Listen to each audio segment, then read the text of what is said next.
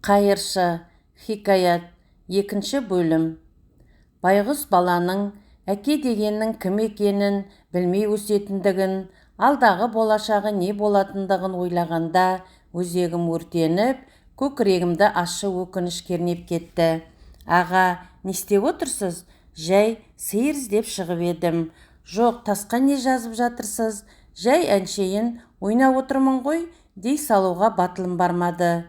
Өйткені ол аға деп тұрса, менің ойнап отырмын деуім қалай. Сиыр үйге келіп қойған. Онда қазір қайтамыз деп, оны көтерген бойда үйге қарай беттедім. Сол кезде әкемнің тасқа қашалып, бітпеген есімін аяқтауға болатын еді.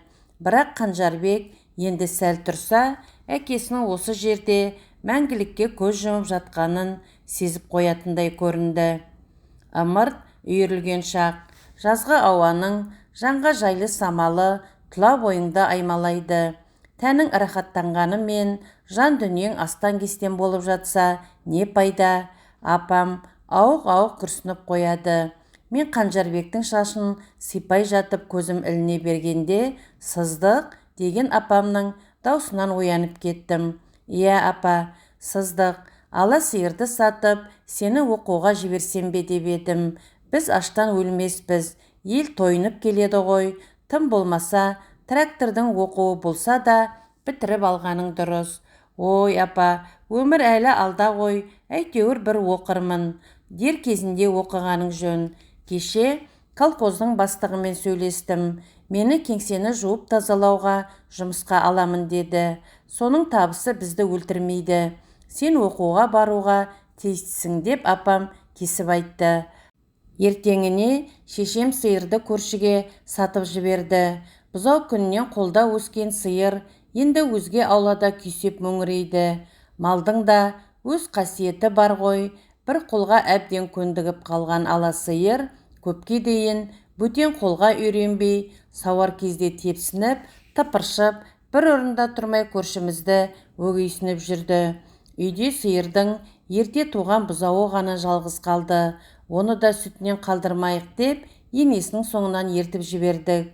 Көп ұзамай ала сиырдың қаржысын қалтама салып, оқу іздеп қалаға жүріп кеттім. Ол кезде қазіргідей ағылып жатқан көлік қайда? Әйтеуір сатылап, қалаға кеш түсе әзер жеттім. Аңқылдап жетіп барар үйім жоқ. Не де болса, көшеде қона салмақ болдым.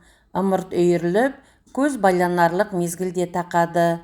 Қолымдағы оны-мұны салған чемоданымды астыма қойдым да, барған жеріңде саған ешкім тамақ дайындап отырған жоқ шығар деп, шешемнің дорбаға салып берген нанын қаужаңдадым.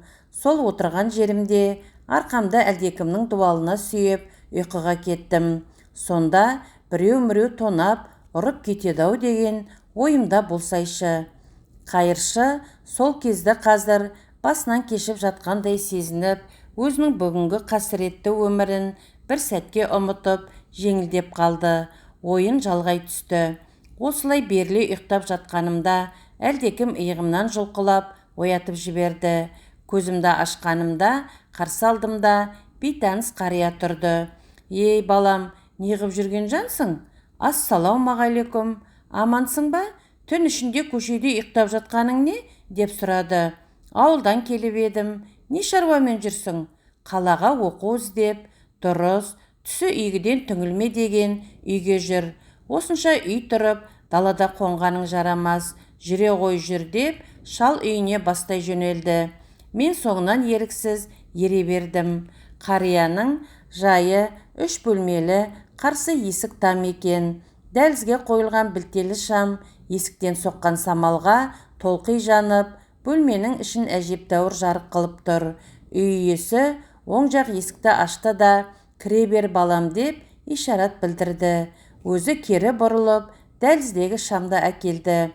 Үйде қариядан басқа ешкім байқалмайды.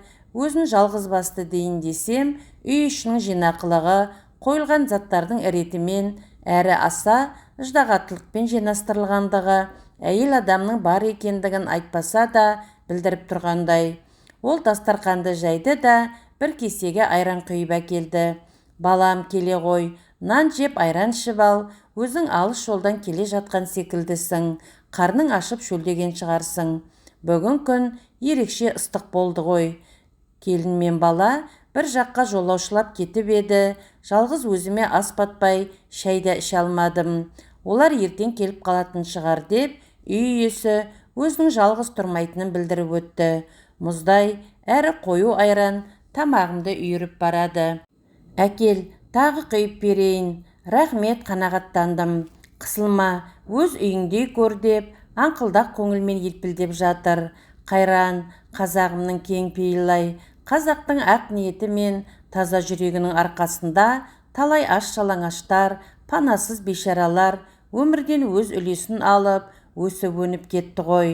Қазақты тарихтың соқпақты жолдарынан бойыңдағы осы бір асыл қасиет аман-есен алып шыққан шығар деймін. Бұрын-соңды көрмеген, білмеген жанның ақ ниетіне разы болып. Ал балам, қай ауылдан келесің? Шолақ қорғаннан. Теріскейденмін де, қай ел боласың? Тамамын. Әке-шешең бар ма? Әкем өткен жылы қайтыс болған. Жатқан жері жайлы болсын. Басқа кімің бар? Шешем мен інім бар. Мұнда туыстарыңнан біреу-міреу бар ма? Әлде өкіметтің жатақханасына сеніп келдің бе? Мұнда әкемнің жолдастары бар. Бірақ кейінгі кездері олармен барыс-келіс үзіліп қалған. Оның үстіне жіті танымаймын. Үкімет жатын жай береді деп естіп. Қария ойланып қалды. Онда баратын жерің жоқ болса, міне үй, осында тұра бер. Айтпақшы, қандай оқымақсың? Мұғалімдік. Педучилищені діттеп келген екенсің ғой. Мен оның осында тұра бер дегеніне қуанғаныммен соңынан ойланып қалдым. Пейіліңізге рахмет, бұйырса жатақханаға орналасамын ғой дегелі тұрдым да, қалтамдағы азын-аулақ қаржыны үнемдеу үшін онымен келіскендей үндемедім. Сонымен келістік қой. Алдымен оқуға түсіп алайын, ата. Талаптанып келсең түсесің ғой. Ертең балам келеді. Ол сол оқуды бітіріп, қазір сонда мұғалім, өзі ертіп барады. Жолдан қажып, шаршап келсем де, қариямен бірге ерте тұрдым. Ол мал қорасында өз шаруасымен айналысумен болды. Мен беті қолымды жуып, қатар салынған екі төсекті ұқыптап жинадым да, оның жанына бардым. Қорада оннан астам уақ мал және бастырма астында байлаулы сиыр тұр екен. Ал бала, біздің шаруа осы, ертелі кеш осы 5-10 тұяқ малды ермек етемін. Мына есікті ашып жібер, падаға қосылатын сыртқа шығарайын деп, қария лақ қозыны жабық қораға айдап, енелерінен оңай бөліп алды. Шал қой ешкісін ауладан шығарды да, әр үйден шыққан азын-аулақ малдың жиналған тобына қосып, қайта келіп, шелегін қолына алып, енесіне бұзауын жіберіп идіріп алды. Сосын бұзауды қайта байлап, сиырдың желіне жабысты. Әп-сәтте үлкен ақ шелектің жартысынан асыра сүт сауды. Бұзауын тағы бір емізіп, сиырдың бас жібін шешіп сыртқа айдады. Дәу қара қасқа сиыр аяғын маң-маң басып, есіктен шыға берді. Түс мезгілі жақындағанда аула есігін біреу тықылдатты. Ата асыға басып барды да есікті ашты. Ар жақтан жас жігіт пен орамалын басына қоқита тартқан жас келіншек көрінді. Бұл келгендер қарияның әлдебір жақтан қыдырып келген баласы мен келіні екен. Олар үлкен кісімен жылы амандасты да, есік алдында тұрған маған таңырқай қарасып, үйге қарай жүрді. Мен оларға қарсы жүрдім де, қолымды ұсынып амандастым. Ата менің кім екенімді, неғып келгенімді түсіндіріп жатыр. Қарияның жалғыз ұлының есімі Бақыт екен. Оның азды-көпті көмегімен оқуға түстім, жолым болып кетті. Мен кездейсоқ тап болған осы бір отбасының арқасында оқуымды оқып жүріп жаттым. Біреудің үйі өз үйіңдей қайдан болсын, бір қасық тамақты, бір үзім нанды аузыма ойланып саламын. Тек шалдың дұрыс пиғылы ғана менің осы үйде жүре беруіме септігін тигізді. Келіні қаланың қыз екен. Батыстың мәдениетін өз бойларына құмарта енгізіп жатқан сол кездегі жастардың бірі еді. Келіні қазақтың әйелдеріне тән биязылықпен әдет-ғұрыпты бойынан аулақ ұстап, оған бой алдырғысы келмейтін. Күйеуі де әйелінің айтқанынан шыға алмайды.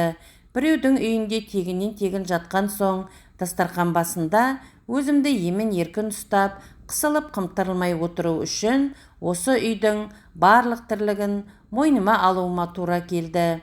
Тіпті кей кезде екі бүйіріне қолым таянып, келіні ананы өйт, мынаны сөйт деп бұйрық бере жұмсайтынды шығарды. Мен оқу үшін, өзімнің көздеген мақсатыма жету үшін не болса да көнуге бел байладым. Бұл шаңыраққа тиесілі жұмысты істеуден шаршап, қажыған емеспін. Тек бақыттың әйелінің осы үйде жатады екенсің, ішіп жейді екенсің, онда барлық тірлік сенің мойныңда дегендей, бөтен ниеті ғана мені шаршатып, емін-еркін жүруіме кедергі жасайтын. Осылай күндер жайлап өтіп жатты. Әрбір таңды асыға күтіп, атқан таңның тез батуын тілеймін. Оқып жүргенімде бір қызға ғашық болдым. Оны ұнатқаным сондай, тіпті ол келе жатқаннан өзімнен өзім қысылып, жанарына тура қарауға бата алмайтынмын. Өз ойымда қаншама рет айтуға бел байладым, бірақ үстімдегі тозығы жеткен киімдер мен тұмсығы әбден ағарған бәтеңке үнемі әліңе қара деп тұрғандай болатын. Адам көркі шүберек деген рас қой, үстіңдегі киімің бүтін әрі өзіңе жарасымды болса, көңілді ол да бір көтеріп тұрады емес пе? Бұған қоса, құрбыларыңның ортасында еркін жүріп тұруыңа, жүзіңді жарқын ұстауыңа да тәуір киім септігін тигізеді ғой. Оқу мен үйдегі күйкі тірлік екі жақтап қысса да мені жасыта алмады. Өйткені алдағы өмірден күткен үмітім жігерлендіре түсті.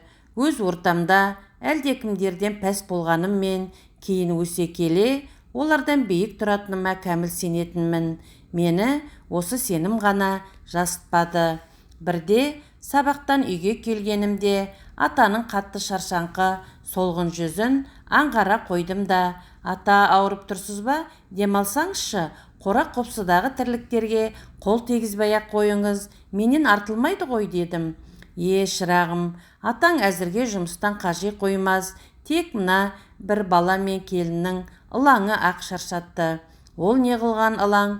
Бақыт, жуастау ғой, келінім әбден билеп төстеп алды.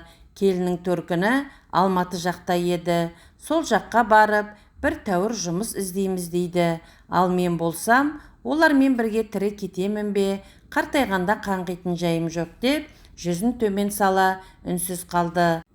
Қайыршы бүгін күнделікті жайына емес, адамдар сиректеу өтетін кең әрі таза көшенің бойына орналасты. Әдеттегідей малақайын ыңғайлап қойды. Сол отырғаннан түс ауа бірақ тұрды. Бүгін ақша әжептәуір түскен. Онысын қалтасына ұқыптап салды да, көңілін тоққа санап, тротуар бойына жағалай орналасқан жайма базарды аралады. Содан кейін қас-қатар сап түзеген асханаларды жағалады. Қалтасындағы азын-аулақ теңгесін қолымен омаждай қысып алған.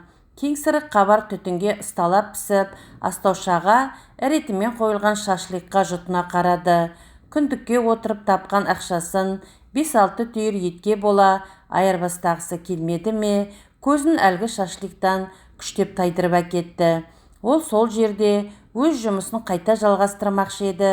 Өзінен сәл төменірек отырған тілемсек кемпірді көрді де, оның несібесіне ортақтасуды жөн көрмей, райынан қайта қойды.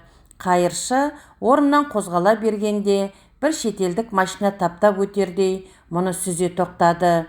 Қайыршы үрейленгені соншалық, кейін шегінемін деп арқа тұсына өтіп бара жатқан жас бойжеткенді қағып кетті. Анау жалма-жан беттен ала түсті. Орысша, қазақша жағымсыз сөздерді түйдек-түйдегімен ағытып, мұны едәуір тұқыртып тастады. Ойламаған жерден сөз естіп, көзімен жер шұқып тұрып қалды. Қыз даусы шыққан жаққа бір-екі жігіт жүгіріп келіп те қалды. Абырой болғанда араға сол жерде тұрған кексе әйел түсіп, бұны құтқарып жіберді. Өз сүлдесін зорға сүйретіп жүрген қайыршыны аналар аяйтын түрі жоқ. Қайыршы бүгінгі түскен ақшаның бір бөлігіне нан алды да автобусқа отырып, қас пен көздің арасында үйінің жанынан түсіп қалды. Тағы бір көңіл жабырқатарлық ішкі ойымен жеке қалды. Жалғыздыққа серік боларлық оның барлығына да шүкір. Өз әуенінен жаңылмай шықылдайтын ескі кереуетке жайғасты. Осыдан 1-2 ай бұрын өзін өзі өлтірмекші болып әзірлеп қойған кендір жіпке жасық көзбен бір қарады да әлденеден қорыққандай 2 алақанымен бетін басып етбетінен жатты да қойды. Болды, өлу керек деп түйгендей. Сабақтан қайтып келемін. Алдымнан мүліктерін арбаға тиеген Бақыт пен әйелі ұшыраса кетті. Мені көре сала Бақыт арбадан секіріп түсті. Мен олармен салқын амандастым. Ал біз көшіп барамыз. Жолдарыңыз болсын. Қазір жүкті пойызға артамыз. Пойыз 1-2 сағаттан кейін келеді. Менің көмегім керек пе? Жоқ, көмектеспей-ақ қой. Не жүк бар дейсің? Өзіміз-ақ жетеміз деп Бақыт күйбелектеді де қалды. Бақыттың үнінен әкесін жалғыз тастап бара жатқандығынан ыңғайсызданып, бір түрлі қобалжып тұрғаны байқалады. Бақыттың жұбайы Гүлайым арбадан түскен жоқ. 2 көзін бір нүктеге қадап, тас мүсіндей қозғалмастан отыра берді. Мен оның жүзіне барлай көз тастадым. Әппақ жүзінен ешқандай белгі байқалмайды. Өзіңе ұнамаған адамың іреңді болғанымен сұп-сұр болып көрінеді екен. Олармен қош айтыстым да өз жолымен кеттім. Үйге келсем, ата дастархан жайып жатыр екен. Дәмге екеуміздің де тәбетіміз тартпады. Оның баласына деген реніші мен мендегі аяушылық сезім еңсені езіп тастады. Тіл қатысқан жоқпыз. Сол сәтте үй ішіндегі келеңсіз көріністі ысырып тастағысы келгендей қария жарқылдай сөйледі. Айтпақшы, сенің үйіңнен хат келді, рас па? Мә оқы. Хатты дауыстап оқи бастадым. Хатта амандық саулық, ауылдың жаңалықтары, ыстық сәлем жолданыпты. Хатты оқи бастағаннан-ақ көзге жас үйіріліп, көңілім босап үйге барып қайтқым келді. Бірақ оған шама жоқ. Сағынышта бір қайғы, сағына-сағына уайымшыл болады екенсің. Уайымда қайғымен астарласып жатады емес пе? Екеуміз тіршілігімізді жалғай бердік. Қарияның баласынан 1-2 рет хат келген болды. Хат келген сайын мені де іздеуші бар екен-ау деген пейілмен қария бір көтеріліп қалатын. Көктемнің соңғы айы да аяқталуға жақын. Алда мемлекеттік имтихан. Бұл оқуды бітіру маған қуаныш болғанымен қарияға оңай тимесі анық. Мен кетемін, ол жалғыз қалады. Бұл жағдайды ойлаған сайын қуанышым сап басылатын. Көп өтпей педучилищені бітіруші түлектерге салтанатты түрде дипломдар тапсырылды. Жиын тарқасымен қуаныштан алып ұшып аяғыма жұқпай үйге зымырап келемін. Есіктен кіреміре атаға дипломды көрсеттім. Ол өркенің өссін деп ризашылығын білдірді. Күн бата есік алдына киіз төседім де екеуміз рақаттанып шай іштік. Балам, ертең ауылыңа қайтасың ба? Иә, әрқайсымыз өз ойымызбен болып кеттік. Демалған сайын шалдың көкірегі тот басқан топсадай шиқылдайды. Сол шиқыл біреудің алыстан талып жеткен айқайына ұқсайды. Әлгі дауыс оны әлде қайда шақырып тұрғандай көрінеді. Аудандық оқу бөлімі мұғалімдік дипломы бар мені құшақ жая қарсы алып, туған ауылыма жолдама берді. Содан ауылдағы мектепке мұғалім болып орналастым. Шешемнің қуанышында шек жоқ. Апам кеңсе сыпырушы, Қанжарбек 2-ші сыныпқа өткен. Сабақ басталысымен жұмысқа кірістім. Содан арада 1-2 жыл өте апам үйлен деп құлағымды жеп бітті. Біздің мектепте арнайы жолдамамен келген өзім қатарлас мұғалима қыз жүретін. Оған сөз салып көріп едім, кетәрі емес екенін білдірген соң көңіл жарастырып бас құрадым. Қыз таңдап қылмыңдайтын заман қайда? Қайыршы сол сәтті көз алдына елестетіп жатып, осыдан біраз бұрын малақайына ақша тастап кеткен әйел өзінің бір кездері тағдыр қосқан жары болғандығына сенгісі келмеді. Әйел оны таныды ма, танымады ма, ол жағы бір Аллаға аян. Жүрегі күйді. Қайыршы сол бір қайта оралмас күндерге сапарын қайта жалғады. Сол кезден бастап тағдыр мені аямай соққыға жыға бастады. Ұзамай ажал деген алпауыт шешемді алып кетті. Қайыршы анасы қазір өлгендей кемсеңдей жылады. Сосын 12-де бір гүлі ашылмаған 15 жасар Қанжарбек асылып өлді. Оны соншалықты өлімге итермелеген қандай күш, қандай ниет екен. Осылайша өмірден түңілдірген бір түйсік Қанжарбектің жанын кеудесінен ұшырып әкетті. Қайыршы өзінің мына жүрісімен інісінің өзді-өзіне қол салуын жігерсіздікке, жасықтыққа балап, бұл осалдықтарын сандаған ғасыр бойы небір құқайды бастан өткерген ата-бабаларының кеуделеріне қордалана жиналған үрей мен қорқыныштың қан арқылы жалғасып, өздерінің бойларына сіңгенінің бір көрінісі деп ұққандай болды. Үйде сопиып келіншегім Сайра екеуміз қалдық. Үйленгенімізге бірнеше жыл өтсе де, Сайраның пұшпағы қанамады, перзент сүймедік. Алланың ісі болар. Неге адамға алдағы өмірде не боларын біліп отыратын қабілет бермеді екен? Жоқ, керегі жоқ. Егер мұндай қасиет адамның бойында болса, ол өлетін күнінде біліп алар еді-ау. Алда-жалда қай күні, қай сағатта өлетінің өзіңе анық болса, одан артық қасірет, одан артық жан азабы бола ма? Бір күні мектеп директоры маған жоғары сынып оқушыларын колхоздың егістігіне апарып жұмыс істетуді тапсырды. Оқушылар тиесілі шаруаларын орындауға кірісіп кеткен. Түскі мезгілде жүргізуші жігіт екеуміз диқанның үйіне барып шай ішіп, қайтадан машинаға келдік. Балалар үйлерінен алып келген ас-ауқатын ішіп, өздерімен өздері. Жүргізуші мөлдіретіп екі шөлмектің мойнын қылтитты. Жайшылықта ермек табылғанына мен де қуандым. Алғашқы шөлмек жұғында болмады, екіншісінде ішіп алдық. Әжептәуір қызыңқыраған біздер мұны да місе тұтпай, ақырында диқанның үйіне қайта барып, оны қолқалап, қонағына сақтап жүрген екі шөлмек шарабын құлқынға құйдық. Содан кешке қарай оқушыларды машина қорабына мінгізіп алдық та ауылға беттедік. Содан әрі не болғанын білмеймін. Бір кезде көзімді ашсам, жылап сықтаған, улап шулаған балалар машинадан түсіп жатыр. Біреулері әлденені қоршап тұр.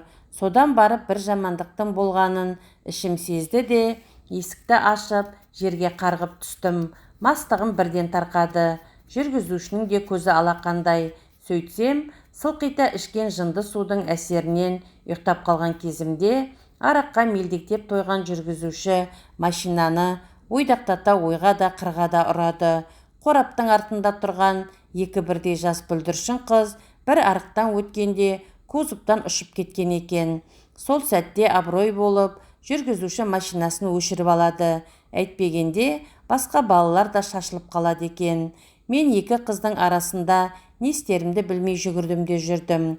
Олардың аузы мұрыннан, құлағынан қан кеткен. Сол сәтте екі қыз да бұл дүниемен қош айтысып жүре берді. Ауылға қайттық. Машина баяу жылжып келеді. Мен үшін уақыт тоқтап қалғандай. Бір кезде дәлірегі ауылға кіре бергенде жүргізуші машинасын тоқтатып, өзі кабинадан түсті де анадай жерге барды. Ол қалтасынан бір қара бәкі шығарды да, онымен өзін-өзі тамағынан орып жіберді. Мына көрініске қарау мүмкін емес еді. Балалар теріс айналып кетті. Мен де өлуім керек еді, бірақ өзді-өзіме қол салуға батылым жетпеді. Осылайша 3 адамның өліміне септігімді тигізіп, бәлен жылға бас бостандығымнан айырылып кете бардым. Соңымда қылмысымның құрбаны болып Сайра қалды. Түрмедегі жылдар да зулап өте шықты. Бостандыққа шыққанымда әйелім мені тоспай, үйді қараусыз қалдырып, өз жөнімен кетіпті. Іздеп бардым. Біреумен көңіл жарастырыпты. Қайта қосылудан ешқандай қайыр болмайтынына көзім жетіп, кері қайттым. Одан бергі тағдырым арақтың азапты жолымен түйісті. Бұл жол мені қара шаңырағымнан, ағайын туыстан ажыратып, аулаққа, түн-түнекке алып кетті. Ағайын айтқан ақыл кеңесті шайтан су шайып, санамды қараңғылық басты. Барлық еңбегімнің ақысына арақ іштім, аңсаған арманым, көздеген мақсатым осылай шаңға көміліп қала берді.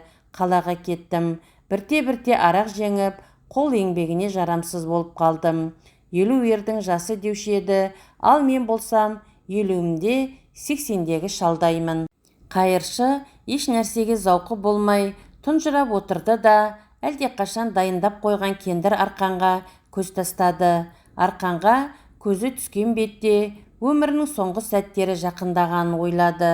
Бұл фәниден құтқаратын жалғыз ғана сол арқан мен аз ғана ерік жігер екендігін іштей сезінді. Ол ішкі дүниесімен арпалыса жүріп, айнала қараңғыланған соң тұрағына беттеді. Бір кезде кендір арқан мен өліп бара жатқандағы ықтимал шарасыз қимылдарын көз алдына елестете тұрып қалды. Оны сол сәт үрей биледі. Жайлап келді де сол маңдағы аялдама орындығына отырды. Айналада ешкім жоқ, мүлгіген тыныштық орнай қалған. Кенет әлдебір тіршілік иесінің пысылдаған үні құлағына шалынды. Жан-жағына алақтай қарап еді, ешкім көрінбеді. Ол әлгі пысылдағанның не екенін анықтағысы келіп, сыбыс шыққан жаққа үңіле жақындай түсті.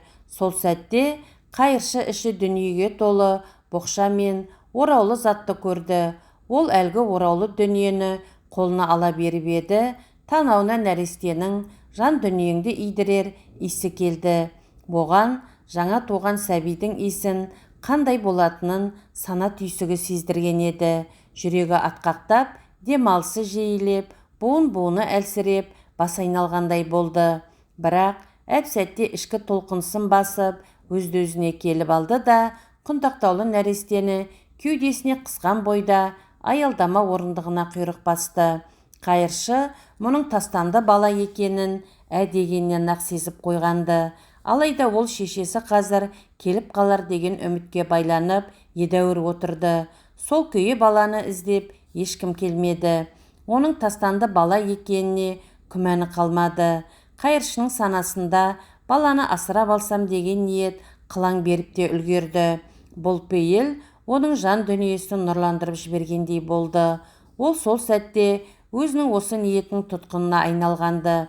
Құдай мені де өлтірсін бе, мені бір-ақ сәтте перзентті болдым деп, іштей дәмесі зорайған ол оң қолымен сәбиді кеудесіне қысып, сол қолымен қампиған боқшаны қармап, тұрағына қарай асықты. Қайыршы жолай тәтті қиялдарға беріле құстай ұшты. Қайыршы мен сәби тұтасып, бір адамға айналып кеткендей. Үй іші тас қараңғы болса да, жаңылмай табатын кереуетіне нәрестені жатқызды. Электр лампысын сұрамаққа көршілес үйге жүгірді. Ол бүгінгі кездескен жайттан серпіліп, өзін талайлар мен терезесін тең санап, көршісінің есігін еркін қақты. Арғы жақтан «Бұл кім?» деген дауыс шықты. «Мен едім». «Менің кім?» Үй иесі мұның жауабын күтпестен есігін ашты. «Амансың ба балам?» «Шүкір, тыныштық па?» деді көрші жігіт мұны жақтырыңқырамай. «Мен сенен бір ләмпішке сұрай келіп едім. Бар болса бере тұршы, ертең қайтарамын». Көршісі қабағын түйіңкіреп, «Ас ішерде деген осы ғой. Күндізден ойламадың ба?» «Сатып алуды ұмытып кетіппін. Жарайды қазір» деген қожайын үйіне кіріп кетті де, қайтадан шығып бұған бір лампочка ұстатты. «Ертең қалайда қайтарамын». Ол тұрғын жайына кірген бойда лампаны патронға салды да, тетікті басып қалып еді. Қараңғы үйге жан кіргендей жарқырап сала берді. Анасы соңғы рет сүтке сылқита тойғызған болу керек, нәресте әлі алаңсыз ұйқы құшағында. Қайыршы сәбиді оятып алмайын деп аяғын еппен басып жүр. Аялдамадан алып келген боқшаны ашып еді, лықа толған заттардың бетінде тұрған бір жапырақ қағазды көрді. Онда «Аман есенсіз бе? Мен бейбақ осылай етуге мәжбүр болдым. Баланы тауып алған екенсіз, енді оған мейіріміңізді түсіргейсіз. Ондай ешқандай жазық жоқ, бәріне кінәлі мен. Сәбиімді 3 айдай жасырып, ешкімнің көзіне түсірмей бағып көрдім. Жас нәрестемен ата-ана ағайын туыстан жасырынып өмір сүру өте қиын болды. Босанғалы бергі 3 айдың ішінде нәрестеме деген аналық мерімім оянбай-ақ қойды. Оған деген ыстық сезімімді оятуға қанша жерден тырысқаныммен одан түк шықпады. Екеуміздің арамызда көзге көрінбейтін қара перде бөлді де тұрды. Оны әлпештеп құшағыма ала берсем болды. Сол сәтте өзімнің шайтан кейпіне енген бейнем, жексұрын іс-әрекетім елестеп шыға келеді. Баланың әкесі беті жылтыр, мен секілді ойнақтаған ойсыз міскіндерден тояттаған желөкпелердің бірі. Бауыр етім баламнан безінгенімнің себебі жалған намыс. Ата-анамды, бауырларымды жерге қаратқым келмеді. Жеңіл жүріспен көшеден көтерген баламды әлдейлеп, олардың жүрегіне дақ салып, намыс отына өртендіргенше өз күнәмді мойнымен көтеріп, о дүниелік болғаным әлде қайда дұрыс деп шештім. Мен баланың атын әлі қойғаным жоқ. Сізден сұрар бір тілегім бар. Нәрестенің есімін Айжарық деп атаңызшы. Бұл есімді таңдаған себебім, бірде екі жігіт абыройымды төкпекші болды. Мен жан даусым шыға көмек сұрадым. Сол кезде бейтаныс бір жігіт маған көмектесемін деп көз жұмған еді. Сөйтіп әлгі жігіт мен үшін құрбан болып кете барды. Оның есімі Айжарық екенін кейін білдім. Сол бір жігіттің аруағы үшін балаңызға Айжарықтың есімін қойыңызшы. Сол бір бейтаныс жан қорғап қалған абыройымды мен бейбақ жеңілдікке салына аяқ асты еттім. Соны ойлағанда жерге кіре жаздаймын. Біреудің мен секілді түкке тұрғысыз міскін үшін құрбандыққа шалынғанын қабылдай алар емеспін. Қош болыңыз. Сіз хатты ашып оқығанда мені бұл жалғанда жоқ деп ойлаңыз. Сәлем мен А деп жазылған екен. Қайыршы меңзең күйде қалды. Іле толқып кетті. Өйткені оған мына жарық дүниеде белгісіз жан болса да, бір адамның өз мұңын шаққаны қатты әсер еткен еді. Қайыршы хатты қалтасына оқып тапсалды да қара боқшаны ақтара бастады. Сөмкеден іші ақшаға толы әмиян шықты. Ақшаны көре сала шытырлата санап алды. Тура 5000 теңге екен. Қайыршы өңі түгілі түсінде де көрмеген көп ақшаны әлдекім тартып алардай жалмажан қалтасына сүңгітіп жіберді. Сөмкені одан әрі ақтарғанда өзге дүниеліктер нәрестеге қажетті 3 қорап құрғақ сүт пен 1 құты кәдімгі сүт және түрлі көр жер болып шықты. Қайыршы нәресте қонақтан ұялғаннан үй ішін сыпырып сиырып, шашылып жатқан оны-мұны заттарды жинастырып қойды. Қимылы жеңіл, белсеніп алған, бойындағы енжарлық пен еңсе басар уайым қайғы ізім қайым жоғалған. Ол алғаш рет әке болу сезімін басынан кешіргендей болып, ерекше сезімге бөленгенді. Қайыршы осылайша бақытты сәтті басынан өткізе тұрып, нәрестенің бет әлпетіне елжірей көз тастады. Дүние есігін ашқалы 3-4 айдай болып қалған сәби мұның өзіне емірене қарағанына риясыз пейілмен жауап бергендей сәл ғана шалықтады. Сәбидің аз ғана жымиғаны Қайыршыны одан сайын майдай ерітіп, елжіретіп жіберді. Ол құндақты абайлай шешіп, нәрестені қолына алды да тамағынан құшырлана иіскеп, алдын ала дайындап қойған жылы сумен нәрестенің құйрығын тазалады, сосын құрғақ әрі жаңа жөргекке орады. Бұл оның құлағына Айжарық деп 3 рет күбірледі. Ол балаға сүт бермекші болды. Құтыдағы сүтті ұрттап көріп еді, ашымаған екен. Тамақтан өткен бір ұрттам сүт Қайыршының тілін үйірді. Тағы жұтқысы келіп еді, бірақ өзін тежеп, бір тамшы болса да баланың ішкенін артық көрді. Анасы бұған дейін дағдыланған болар, нәресте әлгі сүтті қылқылдата жөнелді. Бақыт құшағына бөленген Қайыршы үйіне кіріп шыққан сайын өзі талай үрейлене қарап жүретін кендір арқанды есік алдындағы күл-қоқысқа лақтырып жіберген. Қайыршы сөмкеден шыққан ақшаны үнемдей жұмсап, күндерін өткізіп жатты. Кейде нәрестені ұйықтатып тастап, үйден ұзамай кәсібімен де айналысып тұрды. Мұның бағына қарай бала тым беймаза емес еді. өзін әке сезінгелі, ол баласын тілімсектікпен асырауға арлана бастады. Бірде екілі жұмыс та іздеп көрді, бірақ мұның сиқын көріп ешкімде керек ете қоймады. Шарасыздықтан үйреніп қалған кәсібін тастай алмады. Ол баланың болашағы жайында көп ойланатын. Егер ертең өзім олай-бұлай болып кетсем, балаға кім қарамақ, кім асырамақ? Өмір есігін ашқан сәттен қасіретке тап болған байғұс баланың алдынан нендей тағдыр күтіп тұр? Әлі де кеш емес, тым бауыр басып кетпей тұрғанда балалар үйіне өткізсем қалай болады? Жоқ, болмайды. Құдайдың өзі берген сыйынан бас тартуға тиіс емеспін. Айтпақшы, баланың құжаттарын қайтемін, оны маған кім реттеп бермек? Енді қайттым деп тек бірі қашатын. Қайыршы бүгін күндегісінен ертерек тұрып, есік алдына шыға бергенде бұл жаққа аяқ басқанын көрмеген көрші жігіт қарсы алдынан шыға келді. Амандық саулық сұрасып болған соң әлгі жігіт: «Қария, бір шаруа болып тұр еді, көмектесесіз бе? Ақыңызды жемеймін». «Нендей шаруа?» «Көп жұмыс емес, тек есік алдына егілген аз ғана помидорды арам шөптен арылту керек». Ақысы төленетін естігенде елп ете қалған қайыршы: «Мақұл, қазір үй ішілік бірер шаруамды іріктеп алған соң барамын» деді. Көршісі кетуге ыңғайлана бергенде тілемсектің ұлы болуға арланып, қайыршыдан құтқара көр дегендей нәрестенің іңгәлаған даусы сыртқа естіліп қалды. Көрші жігіт бұған сезіктене бір қарады да жөніне кетті. Қайыршы сәбиіне жиі хабар алып жүріп, көршісінің шаруасын бірер сағатта бітіріп, ақысын қалтасына басқан күннің ертесіне үйіне 2 полиция жетіп келді.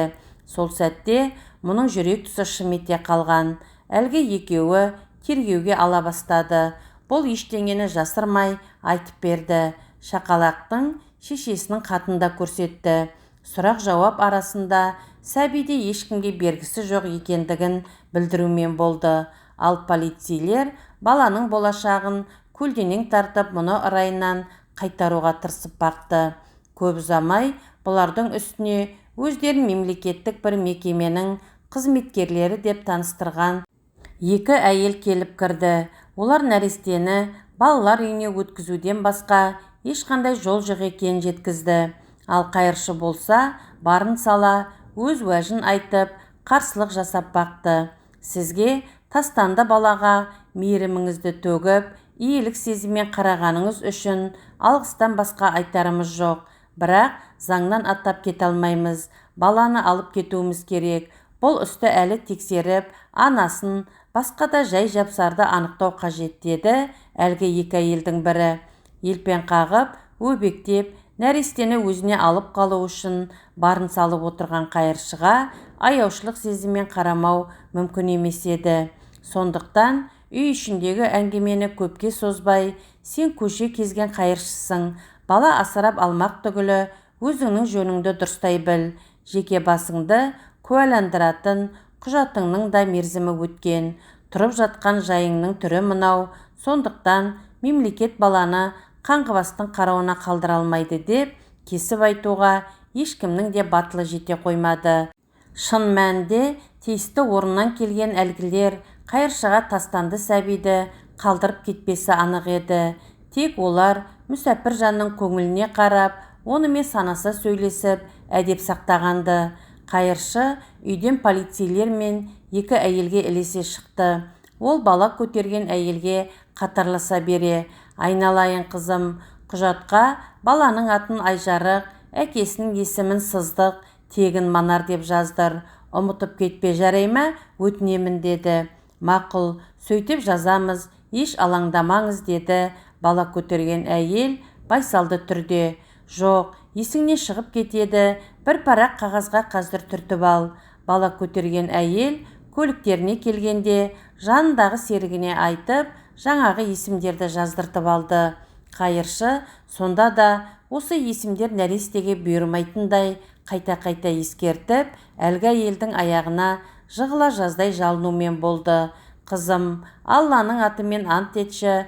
«Ант етемін, оның құжаттарына осы есімдерді жазамыз. Келгендер өз жөндерімен кетуге ыңғай таныта бергенде, қайыршы баланы соңғы рет бір көріп қалу үшін көліктің есігіне ұмтыла беріп еді, аяғы әлденеге шалынып, етпеттей құлады. Көлік орнынан ытқи жөнелді. Ол шаң қауып қала берді. Қайыршы тағдырында қылаң берген жылымық кезеңнің сап тыйылғанына, жүрегіне сәуле түсірген үкілі үмітінің өшкеніне қатты күйінді, еңкілдеп жылады. Іле жасын тыйып, үйіне қарай батылдана жүрді. Ол айғыз-айғыз терезеден қызара батып бара жатқан күнге қадала көз тастады.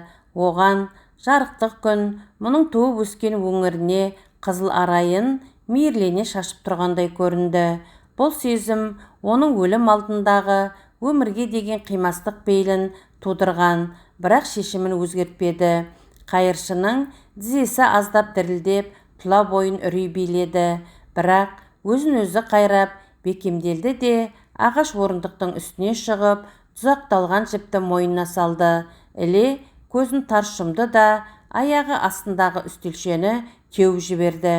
Кендір арқан көптен күткен жұмысын орындап тынғандай.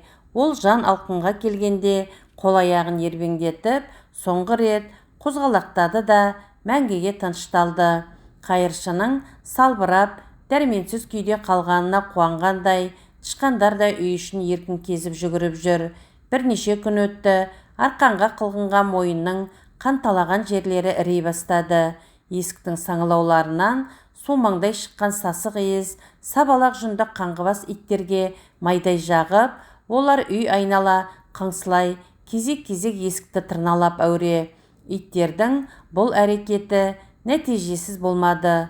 Онсыз да топсасы жұлынғалы тұрған есік ақыры бір жағына қисая құлады. Иттер жіпке салбырап тұрған адамның денесін көрген бетте сәл кері шегініп тұрды да, бірінен соң бірі ұлып жіберді. Іле біреулер сазайымызды тарттырар дегендей өз жөндерімен зыта жөнелді.